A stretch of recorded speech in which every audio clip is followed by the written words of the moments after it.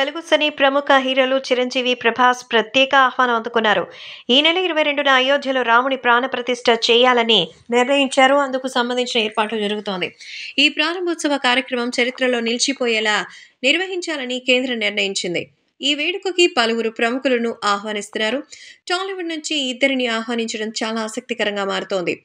జనవరి 22న ఉత్తరప్రదేశ్లోని అయోధ్యలో రామమందిరం ప్రారంభం కాబోతోంది. ఆ రోజున శ్రీరాముని విగ్రహ ప్రాణప్రతిష్ఠ మహోత్సవం నిర్వహణకి భారీగా ఏర్పాట్లు చేస్తున్నారు. దేశవ్యాప్తంగా పండుగ వాతావరణంలో ఈ కార్యక్రమాన్ని నిర్వహిస్తున్నారు.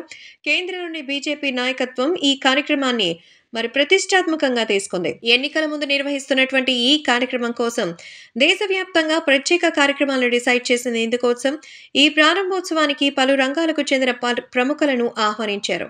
దేశవ్యాప్తంగా ఎంపిక చేసిన 2000 మందికి ఆలయ ట్రస్ట్ బోర్డు అధికారికంగా ఆహ్వానాలు పంపారు. టాలీవుడ్ లో చిరంజీవి గారికి ప్రత్యేక స్థానం. ప్రభాస్ ఫ్యామిలీ మొదటి నుంచి బీజేపీ పార్టీలోనే ఉంది. ఆదిపురుషు సినిమా చేసిన ప్రభాస్ కి రాముడి ఆలయం ప్రారంభోత్సవ వేళ ఆహ్వానించాలని నిర్ణయించారు. టాలీవుడ్ లో జూనియర్ ఎన్టీఆర్, నితిన్, నిఖిల్ వీళ్లతోనూ బీజేపీ నేతలు సన్నిహితంగా ఉంటున్నారు. అదేవిధంగా రాజకీయంగా పవర్ స్టార్ పవన్ కళ్యాణ్ జనసేన ఎన్డీఏలో భాగస్వామిగా ఉంది. వీరి ఆహ్వానం విషయంలో స్పష్టత రావాల్సింది. తమిళం నుంచి సూపర్ స్టార్ రజనీకాంత్, అలాగే వాళ్ళ అల్లుడు ధనుష్లకి ఆహ్వానం అందిందట. కన్నడ నుంచి కేజీఎఫ్ స్టార్ యష్, అలాగే కాంతారా ఫేమ్ రిషబ్ శెట్టికి కూడా ఆహ్వానం అందినట్టుగా తెలుస్తోంది. మలయాళం వైపు నుంచి మోహన్ లాల్ ని కూడా ఆహ్వానించినట్టుగా సమాచారం. మొత్తానికి బాలీవుడ్ నుంచి కూడా చాలా మంది ప్రముఖులు రాబోతున్నట్టుగా అయితే సమాచారం.